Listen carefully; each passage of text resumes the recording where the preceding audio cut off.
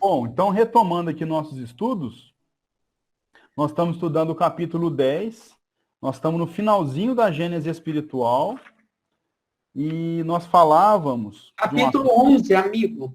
capítulo 11, exatamente, XI é 11. Exatamente, Marleninha, que me bola aqui, obrigado. Capítulo 11, a Gênese espiritual. Nós falávamos aqui, tratamos das emigrações e imigrações dos espíritos, e nós estamos falando, né, da raça adâmica. E aqui é um assunto polêmico, que gera, inclusive, discussões aí, né, na internet e tal. E Kardec vem falar aqui, ele tratava de emigrações e imigrações, e coloca que a raça adâmica foi um determinado grupo de espíritos, né, que veio para a Terra vindo de um planeta um pouquinho melhor. Mas veio para a Terra por conta daquelas condições que a gente estuda, né? Que o caso mais famoso aí que a gente trabalha são os exilados de Capela. Então seria mais ou menos isso que aconteceu. Não estou falando que são os exilados de Capela, eu nem li o livro. Mas é a mesma imigração que aconteceu ali. Então, um determinado grupo de espíritos veio para a Terra, que era um planeta mais atrasado, né, menos evoluído, e esse grupo, então, se destacou pela inteligência e por alguns dons, auxiliou no desenvolvimento da Terra, e, ao mesmo tempo, esse grupo, que estava acostumado com um planeta mais desenvolvido, teve expiações e provas aqui para desenvolver o seu lado moral.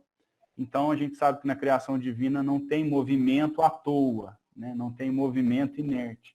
Então, todo movimento que é feito nessas imigrações tem uma finalidade.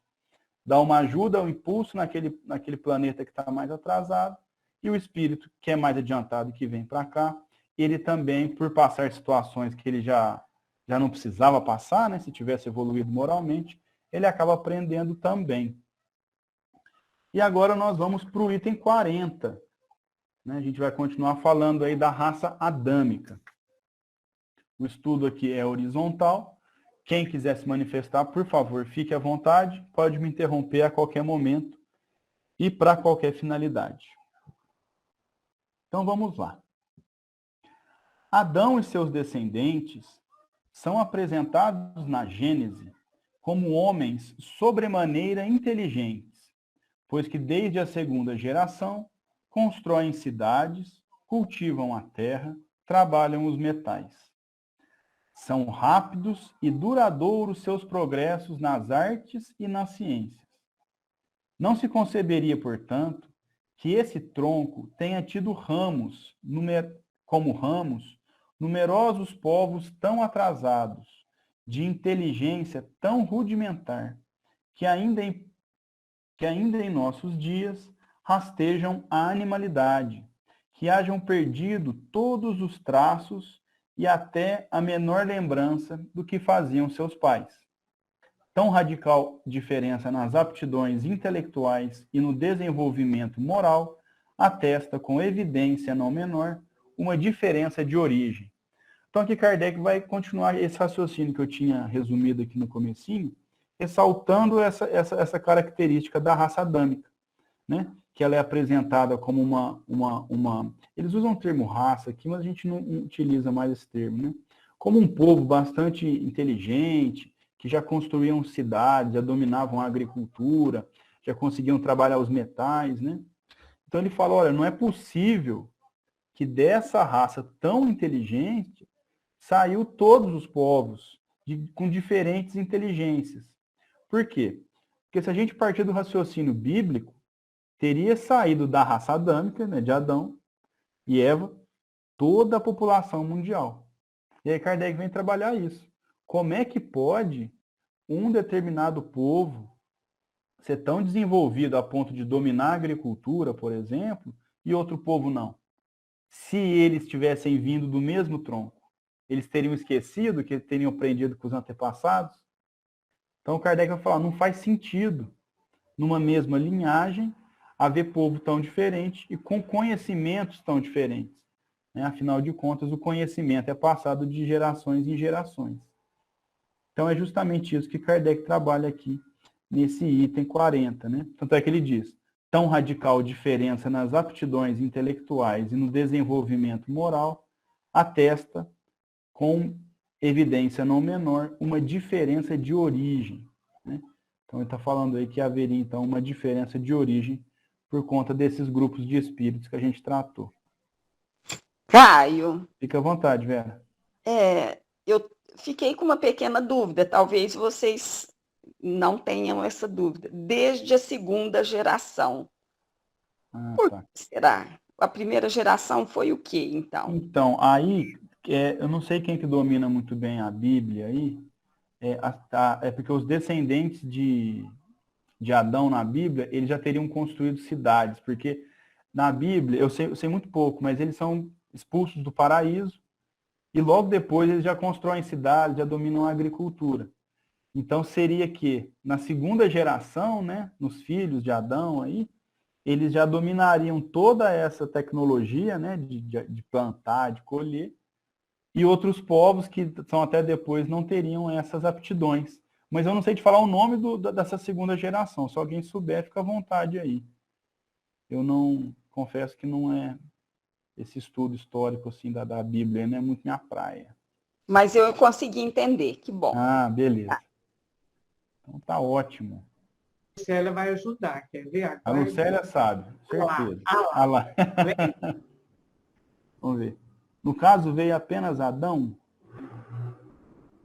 Não entendi a pergunta, Lucélia. É porque a Verinha estava com dúvida qual seria a segunda geração de Adão, a bíblica. Adão e Eva são expulsos do paraíso e eles têm filhos. Quem que seriam esses filhos deles aí? Eles construíram aquela primeira família e tal. Eu não, confesso que eu não sei. Se você souber... Bom, os filhos eram Abel, Caim, Sete. Isso, né? essa turma aí. É o que eu sei. Agora, historicamente falando, estaríamos aqui no período neolítico, já inferior, e geologicamente no Holoceno, na era quaternária. Então, o neolítico coincide com o período Holoceno. Perfeito. Bom, vamos continuar aí, se alguém lembra, a Ana já falou para nós aí, se alguém lembrar mais alguma coisa sobre esse aspecto bíblico aí, fica à vontade para se manifestar. Bom, item 41. Independentemente dos fatos geológicos da população do globo, se tira a prova da existência do homem na Terra antes da época fixada pela Gênese. E aí é aquilo que a gente já veio estudando, né, aqui. Kardec está falando, independentemente de fato geológico, né, da própria população da Terra, a gente consegue saber que já existiam homens antes da época fixada pela Gênese bíblica. A gente sabe que antes disso já haviam povos na Terra. E aí ele continua, sem falar da cronologia chinesa, que remonta, dizem, a 30 mil anos, documentos mais autênticos provam que o Egito, a Índia e outros países já eram povoados e floresciam pelo menos 3 mil anos antes da era cristã. 1000 anos, portanto, depois da criação do primeiro homem, segundo a cronologia bíblica. Então, se a gente pegar a cronologia bíblica, que foi aí o que a Ana colocou para nós aí, que já era o período holoceno e tal, já a gente sabe que antes disso já haviam populações, povos, está falando aqui da cronologia chinesa, os povos do Antigo Egito, eles já existiam. E nessas alturas já estava saindo, né, mal saído assim da pré-história e entrando na história propriamente dita, porque esse pessoal já dominava a escrita. Então, a história, né, se inicia a partir do domínio da escrita. E nessa fase aí, na Idade dos Metais, que eles já tinham progressos na arte, nas ciências, eles já dominavam também a escrita. Perfeito. A Lucélia complementa aqui que na Bíblia fala que Adão e Eva seriam o único casal que deu origem para a humanidade, né? E Kardec mostra que isso não se comprova, né? Exatamente isso que ele está falando aqui, né? Inclusive com as informações que a Ana trouxe. Então, vocês imaginam, até a invenção da escrita, até o desenvolvimento da escrita, quantos anos nós estivemos aqui na Terra? O ser humano teve aqui, até conseguir atingir essa tecnologia da escrita, né? Bom, depois Kardec continua assim, ó.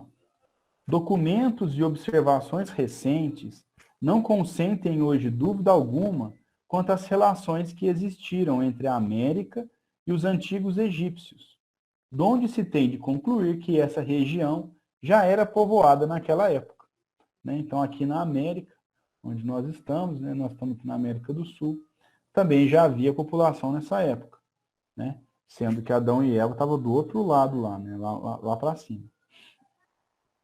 Forçoso, então, seria admitir-se que em 1000 anos a posteridade de um único homem pôde povoar a maior parte da terra.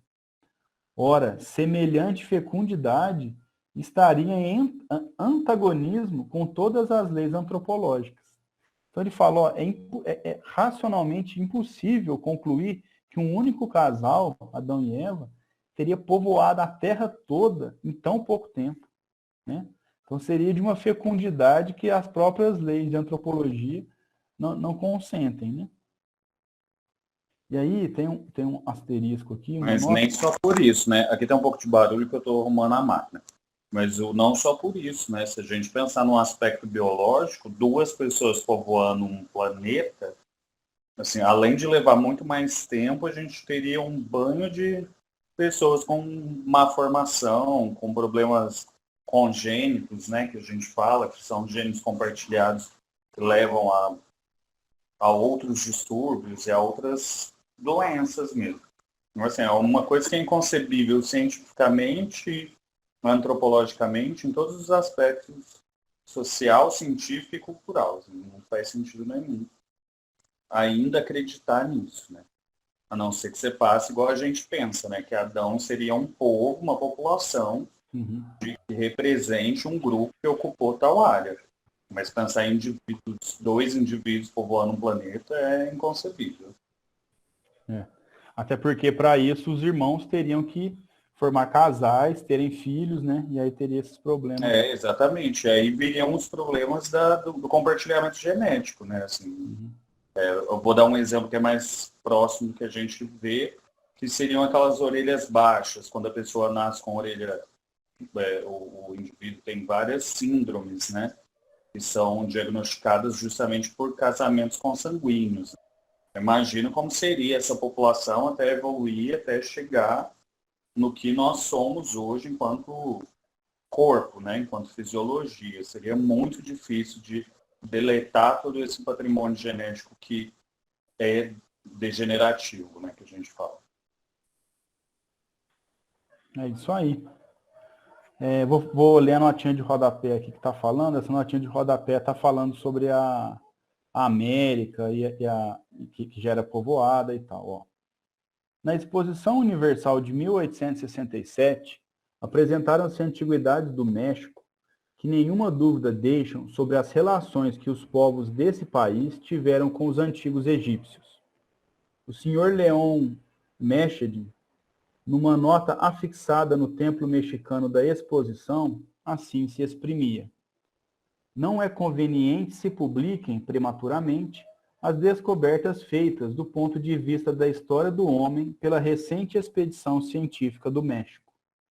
Entretanto, nada se opõe a que o público saiba desde já que a exploração assinalou a existência de grande número de cidades desaparecidas com o tempo, mas que a picareta e o incêndio podem retirar de suas mortalhas. As escavações puseram a descoberto, por toda parte, 3 camadas de civilizações que dão ao mundo americano uma antiguidade fabulosa.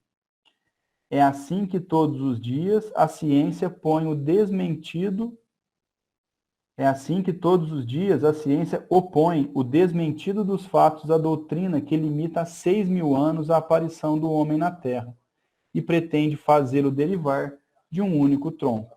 Né? Então aqui ele vai falar assim, ó, a população americana, né, a população da América, e ali ele se referia à América Central, né, é muito antiga. É inconcebível que ela seria fruto do tronco adâmico, né? No sentido de Adão e Eva ali, né? Isso era impossível, porque existiam há muito tempo antes do que marca a Gênese bíblica. E não, assim, você falou da América Central, mas não só, viu? O que a gente tem de registro fóssil também, assim, em termos de... Às vezes a Anne vai poder falar um pouco mais sobre isso, mas alguns registros fósseis dentro de populações incas, mais e astecas, né? Então é toda a América Central e Sul. Elas já eram ocupadas por outras populações que datam da mesma antiguidade. Então é um negócio que, assim,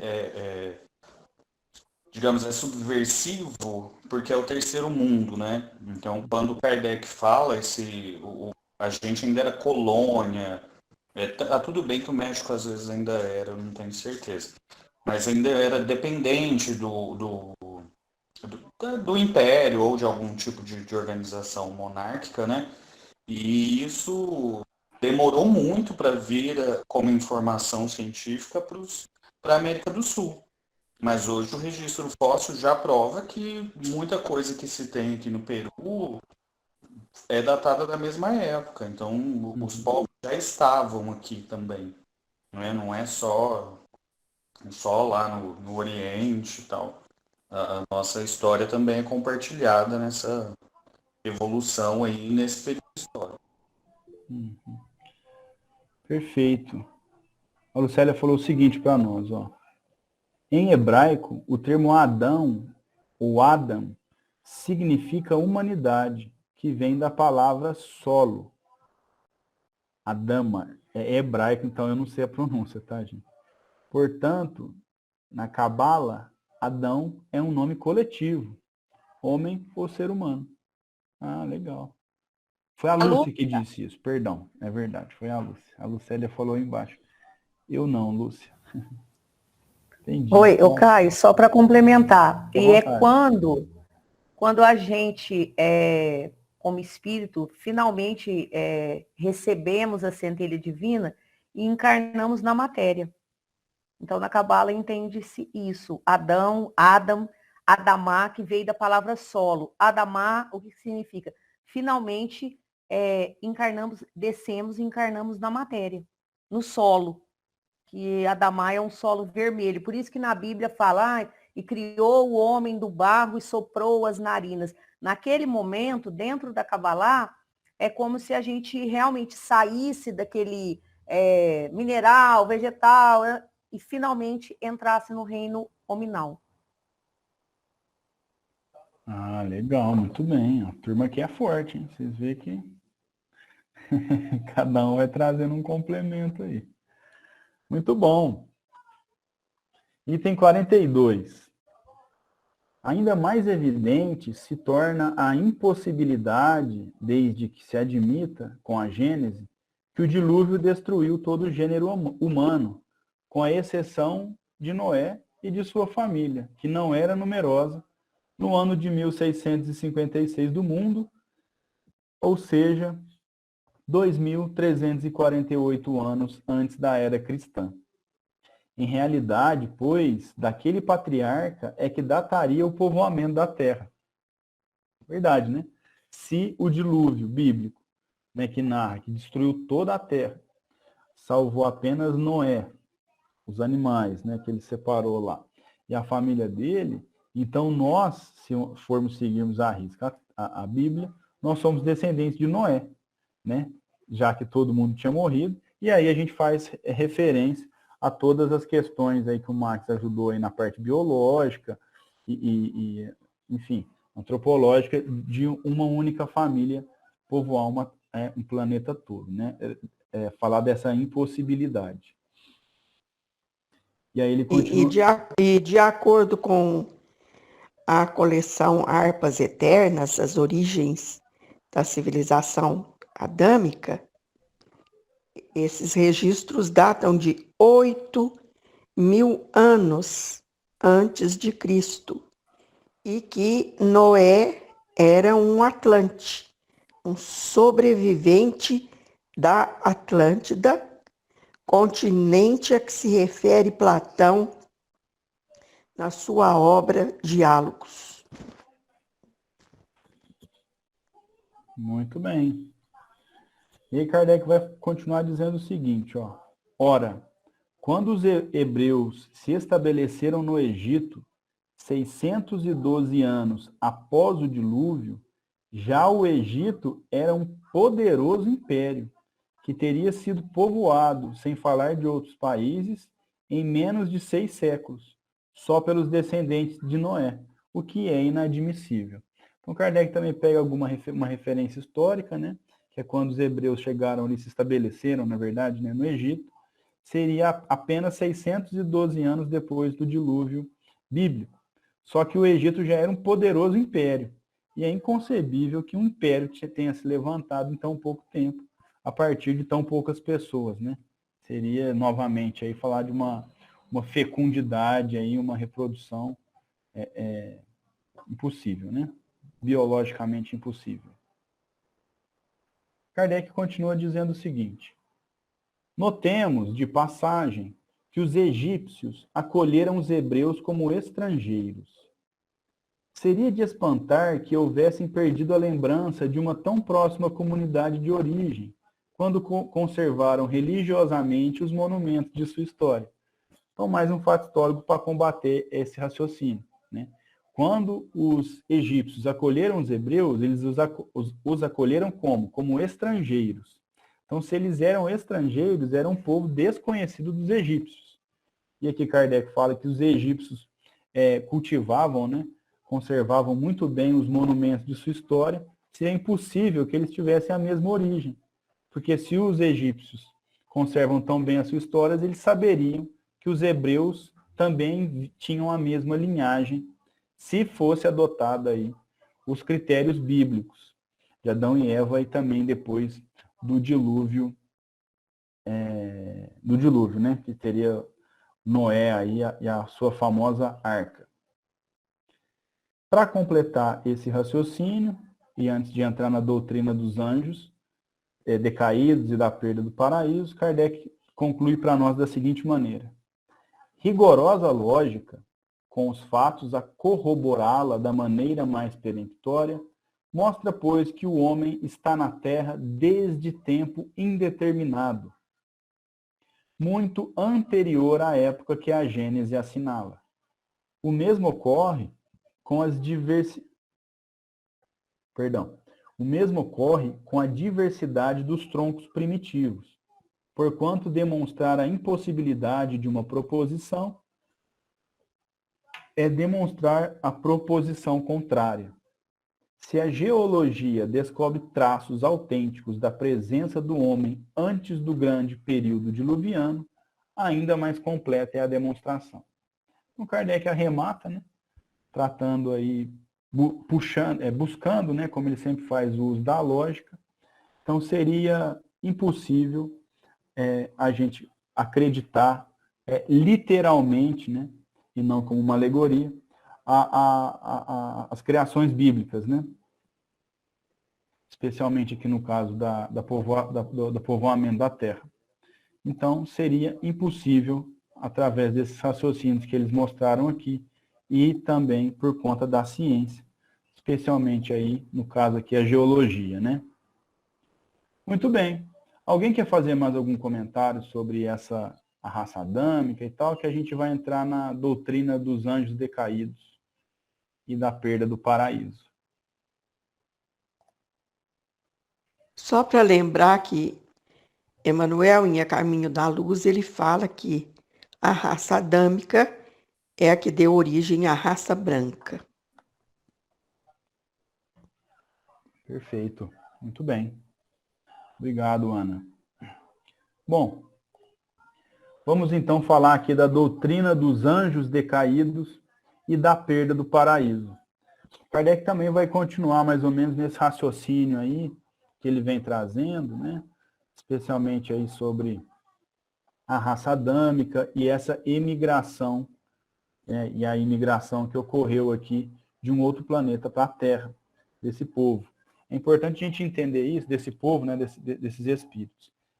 Kardec começa, né?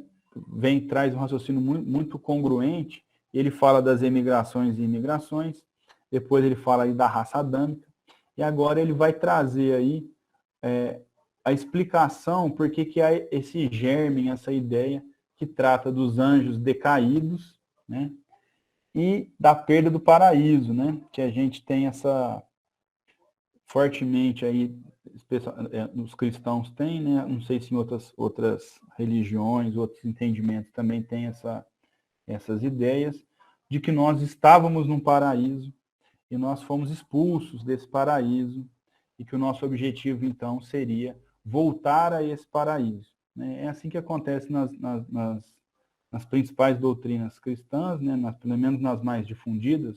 Quando eu digo principais, eu quis dizer mais difundidas, né? Que seria assim, o Adão e Eva, né, que foram expulsos do paraíso e teriam aí o pecado e teriam que se regenerar desse pecado para voltar ao paraíso, né, que seria o céu. Então, Kardec vai trazer essa explicação para nós.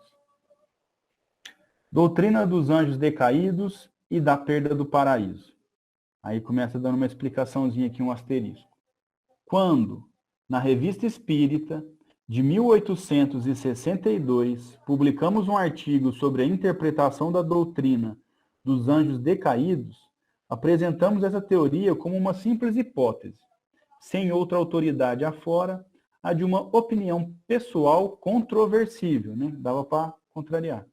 Porque nos faltavam, então, elementos bastantes para uma afirmação peremptória. Então, Kardec está fazendo essa nota aqui. Ele fala, ó, lá em 1862, né, 6 anos antes, mais ou menos, da publicação da Gênese, publicamos um artigo na Revista Espírita e apresentamos uma teoria, né, dos anjos decaídos. Mas, na época, ele não conseguia fechar o raciocínio de forma peremptória, de forma firme, para ser incontroversa.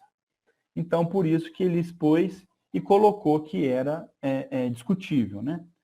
Então, ele continua dizendo, expusemo-la a título de ensaio, tendo em vista provocar o exame da questão, decidido, porém, a abandoná-la ou modificá-la, se fosse preciso.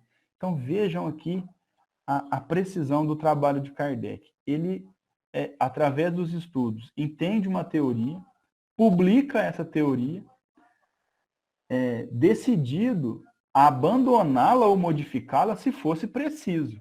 Então, ou seja, aquele orgulho da pessoa que apresenta um raciocínio e não volta atrás, e não reformula, não, o Kardec não padecia desse mal, não.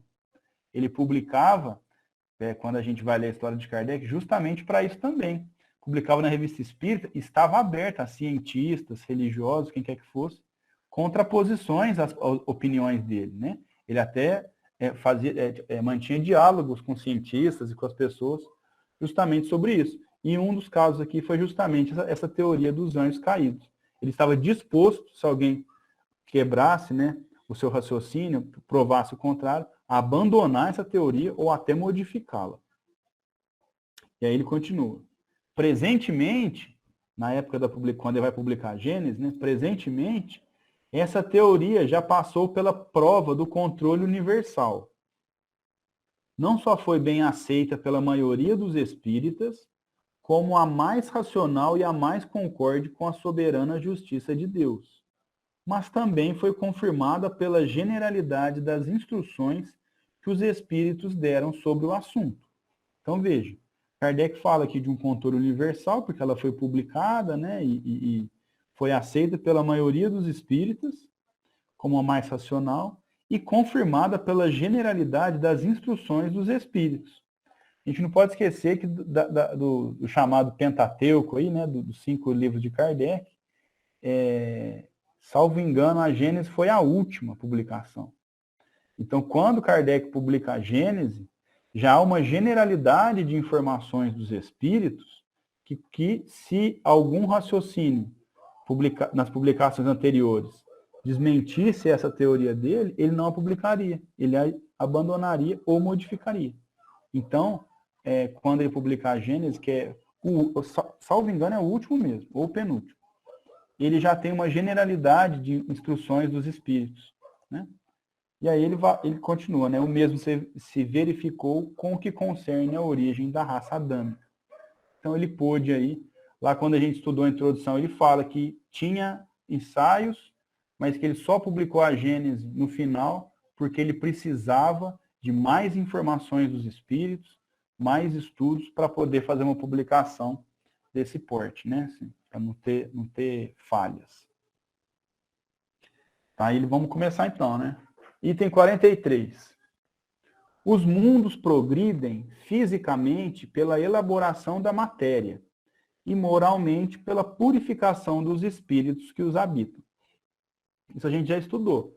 A Terra progrediu fisicamente pela elaboração da matéria, porque a nossa matéria de hoje ela é mais elaborada do que a passada, né? A gente não tratou aqui que os nossos vegetais são mais complexos? Antes eles eram mais simples. Os animais tinham organismos mais simples. Eles passaram por uma elaboração, né? O termo aqui, se a gente fosse escrever, provavelmente se Kardec fosse escrever hoje, ele falaria aqui de evolução, né? Dos vegetais, dos animais, né? Uma elaboração da matéria. A matéria teve que ser elaborada, mais complexa. E, então, o mundo vai progredir fisicamente pela elaboração da matéria e moralmente pela purificação dos espíritos que o habitam. Então, a evolução moral é serviço nosso, né? Trocando em miúdo aqui. Nós que temos que depurar, temos que purificar para conseguir aumentar essa moral do nosso planeta. A felicidade neles está na razão direta da predominância do bem sobre o mal, e a predominância do bem resulta do adiantamento moral dos espíritos. Então, como é que a gente vai medir, né, o grau de felicidade de um planeta? A gente vai colocar na balança, de um lado o bem, do outro o mal. A gente está num planeta de provas e expiações, onde o mal ainda predomina, né? Estamos caminhando para um mundo de regeneração, né, que também vai ter o mal, mas não vai ter essa predominância, né? Então, a felicidade vai depender aí da predominância do bem ou a predominância do mal. E isso depende, obviamente, da moral dos espíritos que habitam esse planeta. O progresso intelectual não basta, pois que com a inteligência podem eles fazer o mal. Justamente, né? A gente fala que a gente tem que evoluir moral e intelectualmente. Se a gente progride só intelectualmente, o que a gente faz com a nossa tecnologia? A gente faz bomba atômica, a gente faz arma, a gente usa de forma errada. A gente dissemina violência. Nos estudos sociais também, a gente cria doutrinas separatistas, preconceituosas, né? Então, a gente tem que evoluir moralmente também. Depois, Kardec continua assim, ó. Logo que um mundo tem chegado a um de seus períodos de transformação, a fim de ascender na hierarquia dos mundos, operam-se mutações na sua população, encarnada e desencarnada. Então, tem aquela escala no Livro dos Espíritos dos mundos, os mundos menos inferiores, né? Aquela escala didática. Quando chega num ponto que um planeta vai passar por uma transformação, ele vai virar, ele vai passar de fase, ele vai passar de série, quando ele vai melhorar, a fim de ascender nessa hierarquia, vai haver uma mutação na população desse globo. E a população do globo, como a gente tem estudado, não é só quem está encarnado, é quem está desencarnado também. São todos os espíritos que estão envolvidos naquele hálito mental daquele planeta, né? A grande maioria, inclusive, de desencarnados, né? Então, quando um planeta vai passar por essa mutação, há uma transformação na população desse globo. Aí ele continua. É quando se dão as grandes emigrações e imigrações. Então, nesse momento, vai haver grandes emigrações e imigrações. Porque quando o planeta evolui e algumas pessoas não, o que acontece? Essas pessoas deixam o planeta. Aquele planeta não serve para elas mais. Porque aquele planeta está melhorando e elas estão estacionadas. Então elas vão para um planeta inferior. Fazer justamente o movimento que a gente trabalhou aqui de emigração e imigração. Os que, apesar da sua inteligência e do seu saber, perseveraram no mal, sempre revoltados contra Deus e suas leis, se tornariam daí em diante um embaraço ao ulterior progresso moral, uma causa permanente de perturbação para a tranquilidade e a felicidade dos bons, pelo que são excluídos da humanidade, a que até então pertenceram e tangidos para mundos menos adiantados, onde aplicarão a inteligência e a intuição dos conhecimentos que adquiriram ao progresso daqueles que os quais passam a viver, ao mesmo tempo que expiarão por uma série de existências penosas e por meio de árduo trabalho suas passadas faltas e seu voluntário endurecimento. Então, é isso que vai acontecer. O globo evoluiu e você não, meu amigo. Infelizmente, você não serve aqui mais. Você não vai ficar empatando no meio de campo de quem está querendo melhorar. Você vai para um planeta menos desenvolvido. Lá você vai ter contato com espíritos menos desenvolvidos e aí você vai ser um grande líder, talvez, porque você vai ter uma inteligência superior. Né? Esse movimento é frequente na evolução dos mundos, como a gente já vem tratando aqui. Então, os espíritos vão espiar, como a gente falou, né? Vão ter um árduo trabalho, e ao mesmo tempo, como já estiveram em planetas melhores, eles vão levar a intuição que eles adquiriram aqui, né? Uma intuição de um planeta melhor, e também a inteligência. É como se um de nós agora, voltasse lá para a Idade da Pedra. Vamos ter intuição de, poxa, vamos respeitar um ao outro, pelo menos um pouquinho, não precisa bater no outro para pegar a manga que está na mão do outro, né? Não vamos... A gente vai levar isso. Mesmo que a gente não seja bom aqui nesse nível, quando a gente chegar num nível mais baixo, a gente vai se destacar pela inteligência e por essas intuições, né? E aí Kardec continua assim, ó. Que serão tais seres, entre outras populações, para eles novas, ainda na infância da barbárie, senão anjos ou espíritos decaídos, ali vindos em expiação? Olha que bonito isso. Imagina uma pessoa como meu exemplo aqui, hoje, 2022, uma pessoa que está trabalhando no mal. E essa pessoa volta lá para a Idade da Pedra. Na Idade da Pedra, essa pessoa ela vai trazer conhecimentos que ela tem aqui. Então, mesmo que uma pessoa não respeite como a gente entenda hoje, ainda assim ela vai respeitar mais do que na Idade da Pedra.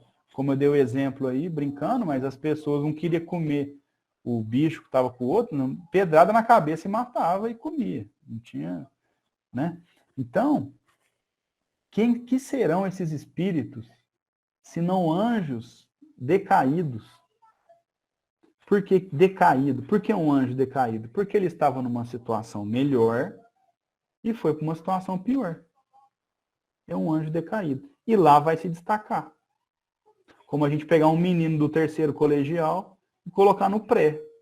E falar, ó, faz um desenho aí. Ela fala, nossa, mas esse menino é um gênio maravilhoso, entende muito. Porque ele já passou por isso. É exatamente isso que acontece. E aí Kardec continua. Não é precisamente para eles um paraíso perdido a terra de onde foram expulsos?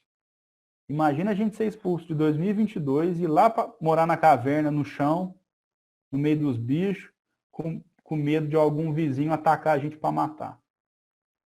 O que vai ser um 2022? É um paraíso, onde eu posso trancar a porta do apartamento, dormir com cobertor, tomar um banho quente, né? Tomar um remedinho, tomar uma anestesia.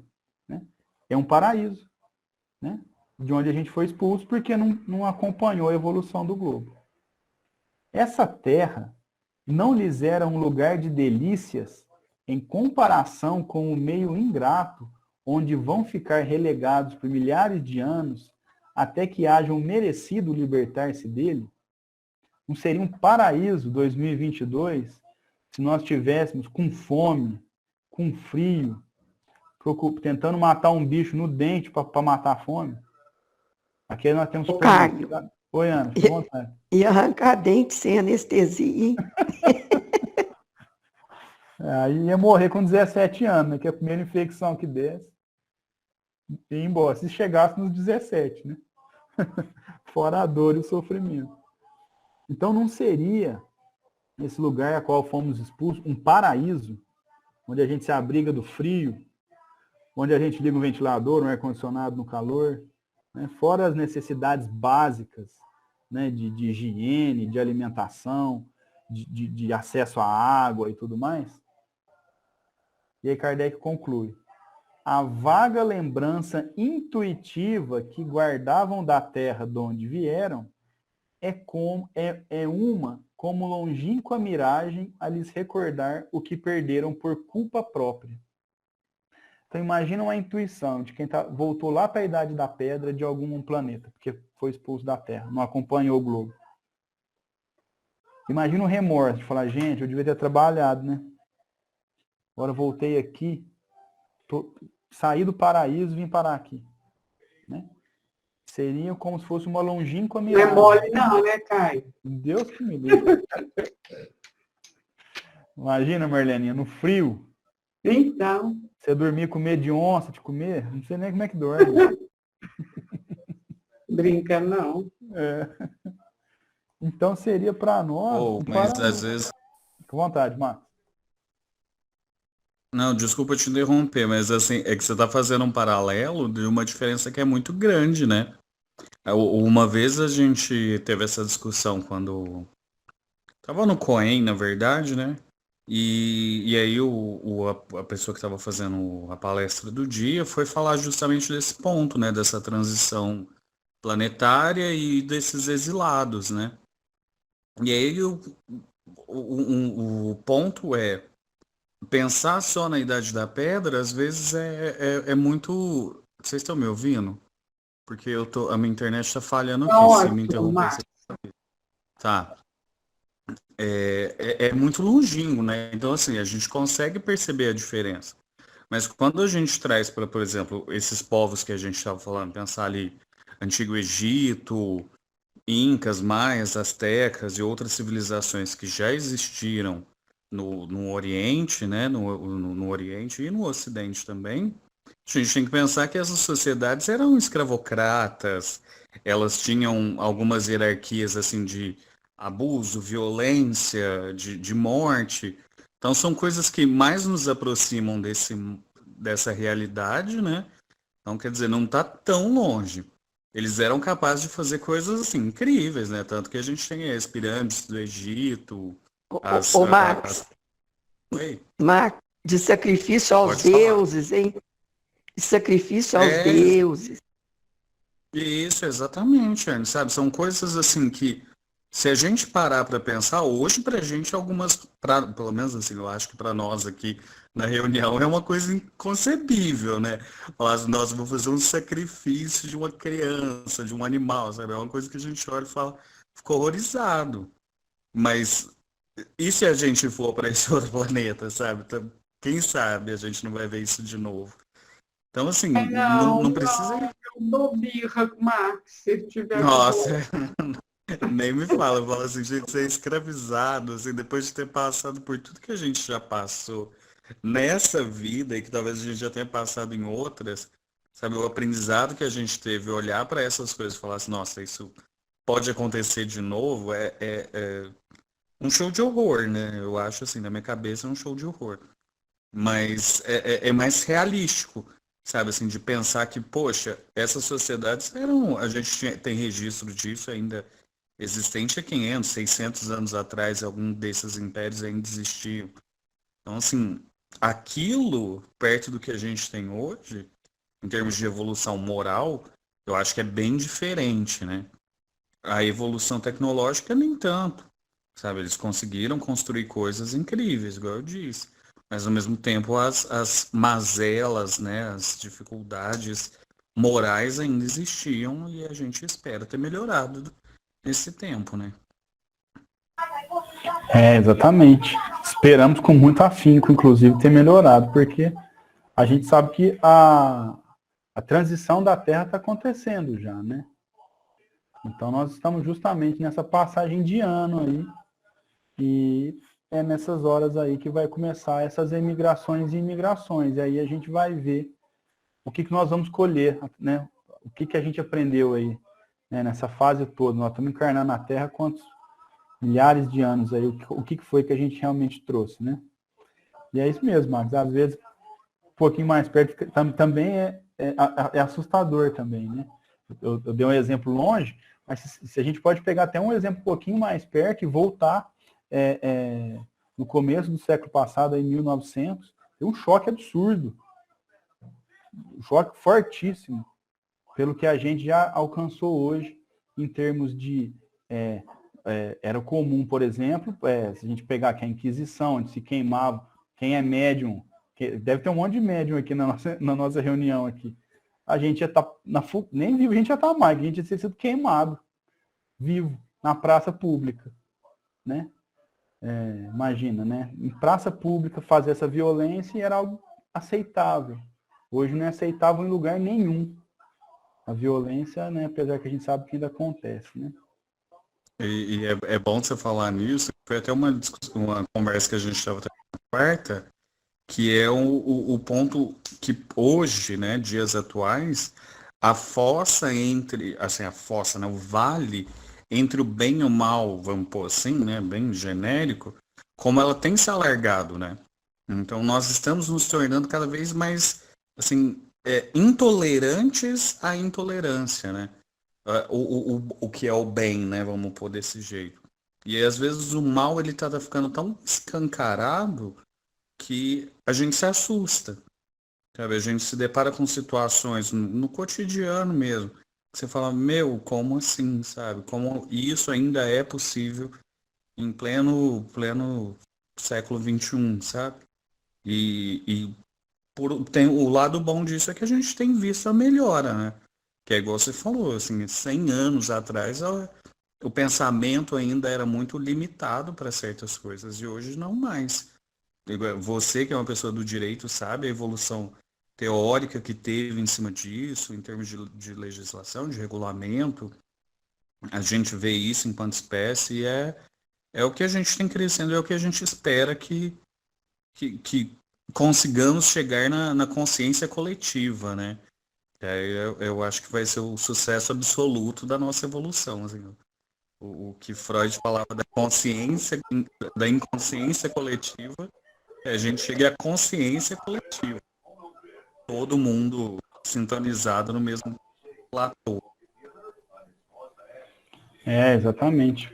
Tem um livro do Foucault, esqueci o nome agora, na verdade, que ele trata no começo justamente dessa evolução das penas. Então era comum aí no começo do século, uma pessoa que cometeu um crime amarrar cada parte do corpo a um cavalo diferente, 4 cavalos, bater no cavalo, para o cavalo troncar a pessoa ali em praça pública, com a população aplaudindo. Hoje é uma coisa que a gente é inaceitável, mesmo que se for às escondidas, né? E é assim que a gente evolui mesmo. Essa aparição do mal e tal é importante porque as pessoas a gente vai vendo como ele é prejudicial e vai se posicionando, e aí a gente vai fazendo essa separação aí, né? Do joio e do trigo. E é isso aí, meus amigos. Eu acho que eu vou parar por aqui, deu nosso horário. Nós vamos... Tem um comentário aqui. Do Célia de Oliveira. Os israelitas apedrejavam. Pois é isso aí, essa violência aí. A gente ainda tem no planeta alguns lugares que tem pena física, né? Posso citar aí as chibatadas em alguns países do Oriente, e a pena de morte, que inclusive tem na América, aqui nos Estados Unidos, em alguns estados, onde a pessoa é colocada numa cadeira, que a cadeira eu acho que não utiliza mais, eu não tenho certeza, eu acho que é injeção. Aí aplica uma injeção e mata a pessoa por algum crime que ela cometeu. Isso também é repugnante e nós, como sociedade, estamos evoluindo para que isso seja erradicado de uma vez por todas. do nosso planeta todinho, se Deus quiser. No monte de regeneração não A vai ter. cadeira não era efetiva. Essa foi uma das justificativas para cortar ela de como pena. Porque as pessoas, algumas voltavam dela. E aí passaram a injetar a substância. Então, a gente toma uma dimensão disso aí. Por isso que é tão importante a gente estudar a história, para que a gente não repita os erros do passado. Meus amigos, então eu vou parar aqui no 43. Semana que vem a gente começa o 44. Só para dar um spoiler aqui, né, uma degustação. Kardec vai continuar nesse raciocínio dele, né, falando desses anjos decaídos e essa intuição que a gente tem, que o ser humano tem, a gente pega em todas as culturas e religiões, todo mundo almeja um lugar melhor, preciso voltar para o paraíso, quero alcançar o 7º céu, o não sei o quê, né? Ninguém é bobo, né? Todo mundo quer para um lugar bom. Então a gente vai continuar estudando isso aí. Eu acredito, inclusive, que a gente já consiga terminar esse capítulo, ou quase finalizar o capítulo, e depois já adentrar aí no estudo ponto a ponto da Gênese mosaica, que é o capítulo 12. Alguém quer fazer algum comentário? Fique à vontade.